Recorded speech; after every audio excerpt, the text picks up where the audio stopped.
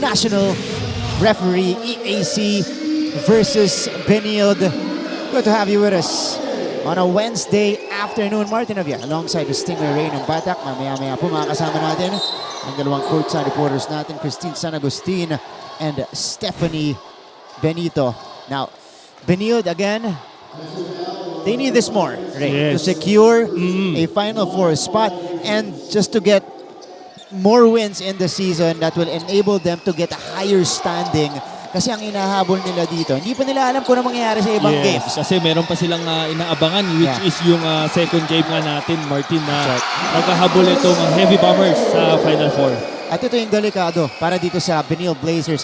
The last two matchups between these two teams, including the second round encounter from season 98, were won by EAC. First round, nanalo 2 puntos itong EAC Generals at 3 players nila dito, si Nat, si JP at si Ralph, panigurado mag-all out sa final NCAA game nila. Yes, correct ka, Martin. And ito pa yung kagandahan dito kay Coach Gerson Cabiltes. Talagang in-start na itong 3 graduating players. So talagang maaga, binibigyan na nila kagad ng confidence. So ayan ang kailangan na pantayan dito ng Benilde Blazers, but we exchange points right away in the first minute of the opening frame. Turco inside. Here's Robin splitting the defense. Magoliano connects. First 2 points for JP Magoliano. Let's go to EAC side with the birthday girl. Ito po ang courtside reporter natin who is celebrating her birthday today. Let's go to Christine San Agustin. Christine. Thank you, Martin, and good afternoon to you, Ray. You know, guys, today is really a bittersweet day for the EAC Generals, not only because their trip to the Final Four journey was cut short, but also because today is their very last game of the season. Kanina nga, and medyo naabutan ko silang emosyonal ang bawat members, pero lalo na ang kanilang rookie na si Kyle Ochavo na kanina ay nung kausap ko medyo naluluha pa. Nakwento niya kasi na naging malaking tulong talaga ang kanilang mga graduating players, lalo na ang kuya niyang si Nat Cosejo na naging roommate at ang pinaka-nag-guide sa kanya nung siya ay nagsisimula pa lang sa team. Dagdag pa niya, hindi daw sapat ang 1 taon kaya nakakalungkot na dumaan ng mabilis ang panahon at natapos ito ng mabilis. Kaya naman para ipakita ang kanilang appreciation sa kanilang mga veterano, ang game na ito ay dedicated daw para sa kanilang mga kuya na sina Ralph, JP at Nat. Yan muna ang aking kwento mula sa EAC. Balik sa inyo. Christine, maraming salamat. Itong EAC Generals, I was able to talk to JP earlier as we see that no-look pass by Ochavo to Cosejo, his roommate. Apparently, sabi ni Christine, matindi yung panghihinayang ng EAC because they had chances this year to make it to the Final Four. Pero yun nga lang talaga, when it came to the second round, na-check na sila ng mga kalaban. They just didn't have enough tools to sustain what they started. But on the brighter side, ang ganda nitong simula. Kumbaga, refreshing start for them here in the NCAA at tapusin na yung quote-unquote medyo losing seasons sa side ng Generals. Actually, Martin, maganda yung naging start nitong EAC Generals. So far dito sa season 99 natin. Kaya lang talaga ang nangyari sa kanila, on and off sila. And for sure naman, next year, yun ang kailangan nilang pag-aralan na paano maging consistent sa buong season. That's right. Ralph Robin tried to back that one home. At it started with a promise for EAC at the MediaCon. It was JP Magoliano who made the promise. Sabi niya doon, kung kahit sino makabangga ng EAC this season, siguradong paihirapan namin kayo. At yun yung ginagawa nila dito as we see a difficult shot made by Miguel Oczon. Let's go now to Benilde side and let's talk to Stephanie Benito. Stephanie, go ahead. Good afternoon, Morten and Ray. Because of what happened to this team during the first round, the Benilde Blazers are now hoping to end the second round of this season with a resounding victory for a much better chance in the Final Four contention. Pero bago iyon, kailangan daw muna nilang talunin ang kupo ng nakatalo sa kanila during the first round, ang EAC Generals. Now, when I talked to team captain Robbie Nieves, sinabi niya sa akin na nagkulang sila sa efforts noon kontra sa EAC Generals na naging dahilan ng kanilang pagkatalo. So ngayong araw, they're planning to double their efforts and they want to do the same thing that cost them to win last game, which is sharing the ball as they got 20 assists in total. Now, just a quick update to Will Gosling. He's suited up right now, but they're still trying to observe if he can play today because if you can recall during their last last game, he had a right leg contusion. So sabi sa akin ni Coach Charles Choi, gusto maglaro nitong si Will. So hahayaan niya. Pero syempre, obserbahan muna nila. Ito muna sa ngayon sa panig ng Benilde Blazers. Balik sa inyo. Maraming salamat, Stephanie. Well, they look more prepared here talking about the Benilde Blazers against EAC kasi alam nila this is a team that is very confident in facing them. Yes. Not faced with the strong lineup that they have. Lalaro lang tong EAC. But again, as Stephanie mentioned, Will Gozum still unclear if he is going to play today. That's a big subtraction, if ever, para dito sa Benilde Blazers. Again, Will Gozum is slowly getting into form. And as I mentioned that, he heads to the scorer's table. He will enter the game right after this timeout.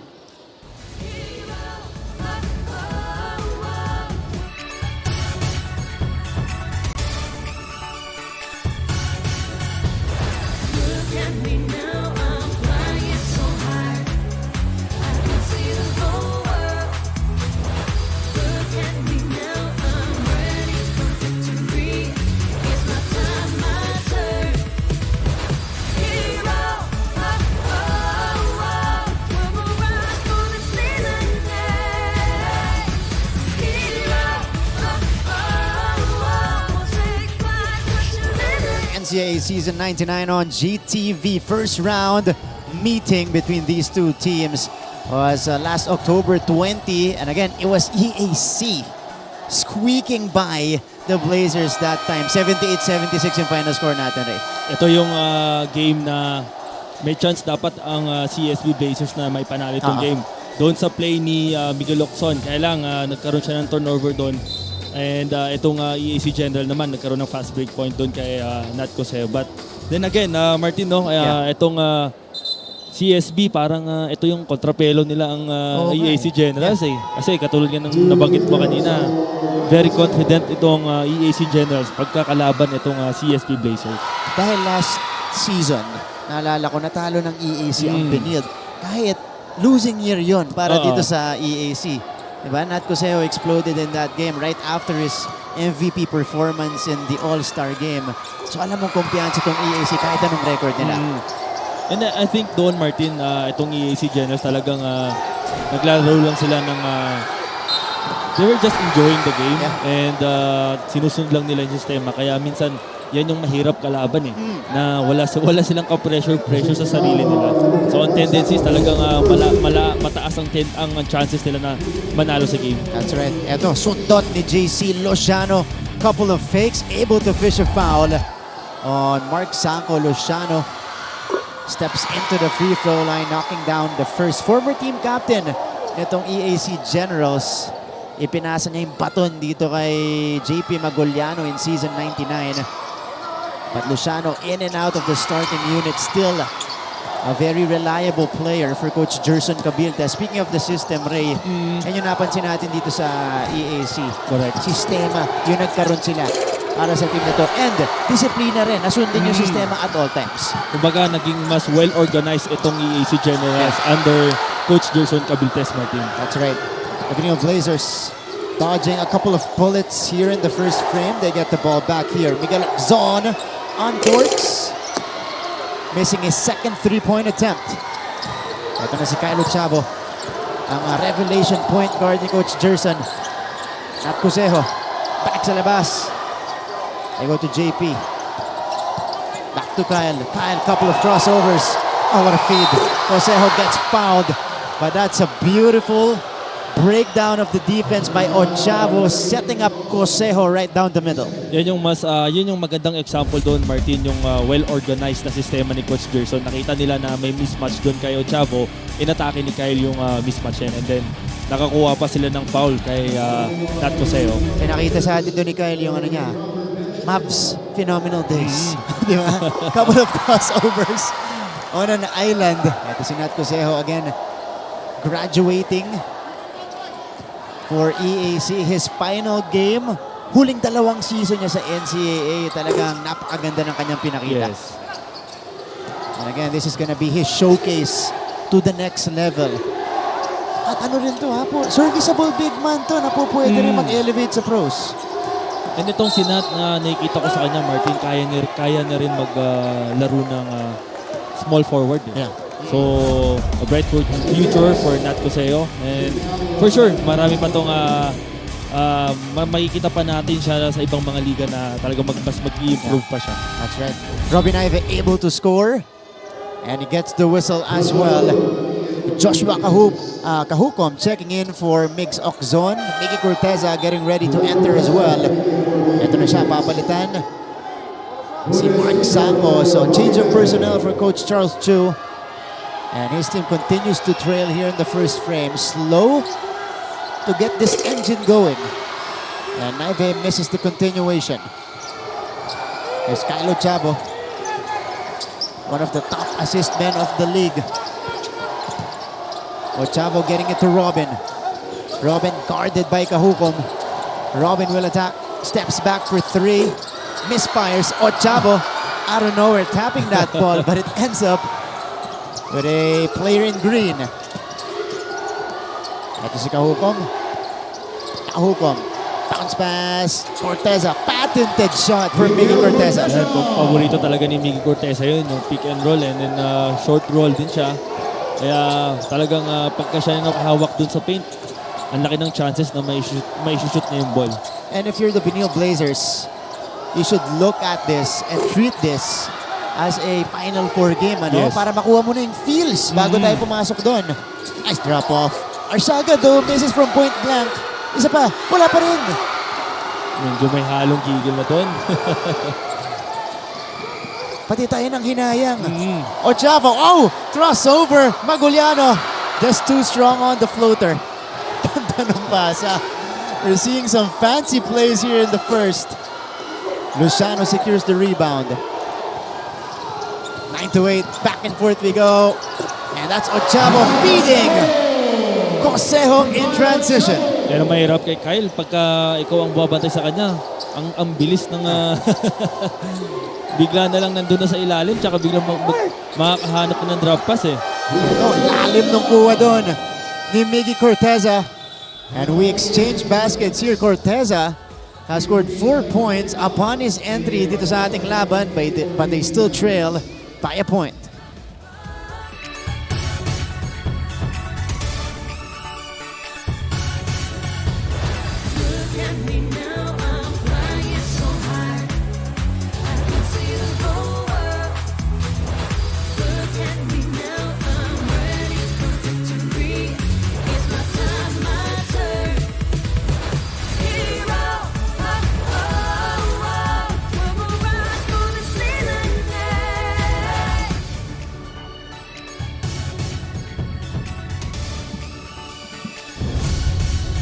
Let's check out our featured matchup today. Two great scorers mula sa magkabilang panig natin. King Corteza versus Miguel Oczon.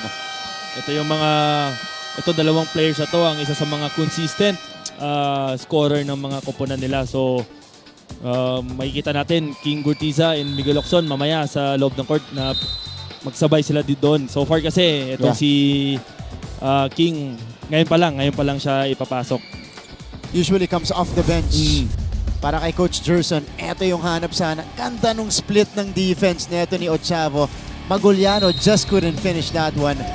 But this time around, as he was running with the ball, he was able to locate Nat Coseo for that deuce. Pero ito, nagpalitan ng tao si Coach Gerson. Art Cosa at saka si Nico Kinal pumasok na. Coseo. Back to Cosa at the corner. He connects from long distance. So EAC continues to play well here in the first frame. Kahukom now will serve as the point guard of Coach Charles. And this is going to be a foul on Nico Kinal. Nakakapasok na. And how about this? Cosejo attack, attracted Miggy. Left Cosa wide open right there at the corner. Miscommunication para dun sa CSB Blazers. Kozoom! Nope. Off to the right. Difficult attempt para dito kay Will. Off-balanced. Cosa. Uy! Step back! Just misfires. He was able to erase Robbie Naive from the picture there. Ito para sa EAC. Tatlo mawawala sa kanila, di ba? Si JP, si Ralph, tsaka si JP Maguliano, Ralph Robin, at si tatlo rin papasok. Tatlong key players din ang papasok next year sa kanila. We talk about Axel Doromal, who was our second leading scorer in season 98. Harvey Pagsanhan, former player sa high school, neto ni Coach Gerson Cabiltes. As we see Mickey Corteza score his third basket dito sa ating first quarter. At si Harvey Pagsanhan may experience sa college ball. Tapos si AP Manlapas, who is a very versatile big.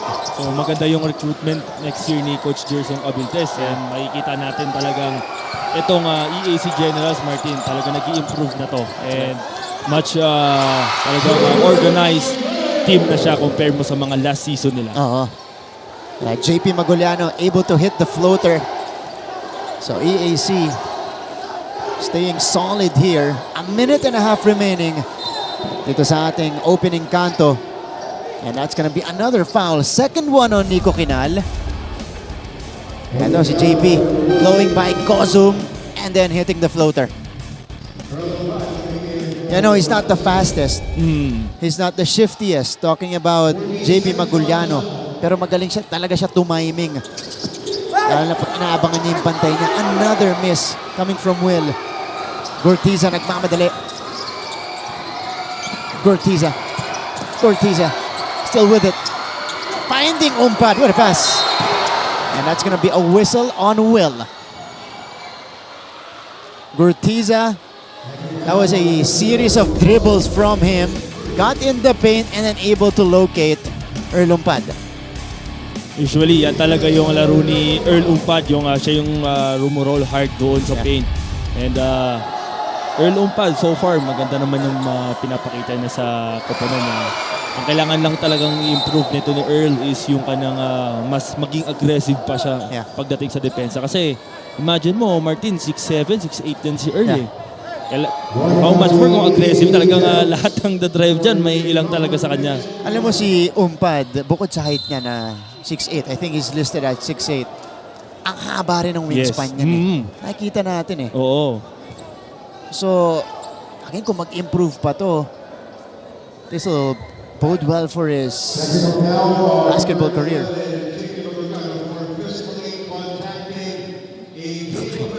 So, JP got teed up. Parang ibibigay na lahat dito ni JP Maguliano. Pati technical. Sa final NCAA game niya, ipapasok niya rin. JP having a stellar season with EAC. As Naive connects on the technical free throw. 13-17. Continuous complaining for JP Maguliano kaya siya na-technical dito. So, Earl Umpad. Eto ba, Ray, kapag ganyan ka, 6'8 ka, malamang kahit ilaw ka pa eh. Yes. Diba? Tinitignan ka na ng mga team sa next level. Diba? And imagine mo, Martin, pagka 6'8 ka, ang dami mong advantage sa ibang players eh. That's right. All you have to do is to improve more on your weaknesses. And, well, itong si Earl, talagang mag-i-improve pa to dahil nakikita naman natin sa kanya na taon-taon meron tayong nakikita sa kanya na nag-i-improve talaga siya. JP Maguliano scoring right after getting teed up. Naive. Miggy off the spin. Corteza stays hot in this game. 4 buckets now for Miggy. Di na kailangan ng warm-up kay Miggy. Talaga pagpasok na, may score ka agad. Talagang instant offense itong si Miggy Corteza for Benilde. Arcosa. Kenal. That was a contested 3. Not really the best possible shot for EAC. Ito si Robin Naive. Last shot for the CSB Blazers. 15 to work with. It's down to 12. Naive backs up. Bubuelo si Robbie. Against Umpad. This time he's got the mismatch. Naive will attack. Naive, gets fouled by Umpad. So it's Robbie Naive outsmarting Earl Umpad right there. I thought he was gonna take the 3. Diba? Kasi may space na Ray eh. Yes. Nakita din ni Naive na nag-X na yung paa ni Early. Kaya tinake advantage na yun. revive kasi ang laki ng chances na hindi siya masupalpal doon. Oo. Yung pala yun, ano? Pag umekis yung paa. Minsan kasi, Atakihin mo na. minsan kasi Mart, mahirap din pag open 3 ka na, tas yung nasa harap mo 6'8", kahit may tendencies pa rin na maabot or may ilang ka. Oo, ano? Kahit may espasyo na gano'n, minsan naabutan nila yan. So much better, doon na lang sa higher percentage. So tama lang yung ginawa ni Naive doon, inatake na lang itong si Earl Umpad. So Robin Ive taking care of the first 2.7 remaining dito sa ating opening frame. Oh, that's a foul on Benilde. Wow. All right, this is... Oh, they call it on Sanko? Yeah. It's on Mark Sanko. Akala ko itatawag to kay Turco. Tignan natin to. Posisyonan. May konting bump doon. Na-bump ni Sanko itong si Earl. Okay. So Moguliano will take the free throws. Hold on. Hindi, si Umpad nga. Akala ni JP makakalusot siya.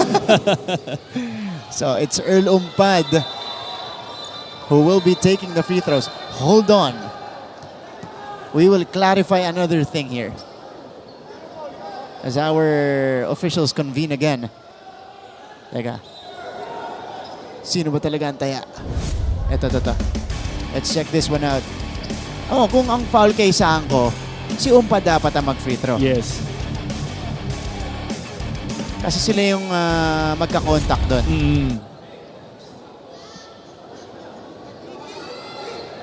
Ito rin yung isa sa mga kailangan maging consistent si Earl Umpad, Marte, itong free throws. Free throw shooting. Kasi madalas siyang mapupunta talaga dyan dahil nga mahilig siyang mag-roll, tapos siya pa yung bumabacks out, katulad kanina nangyari kay Sanko.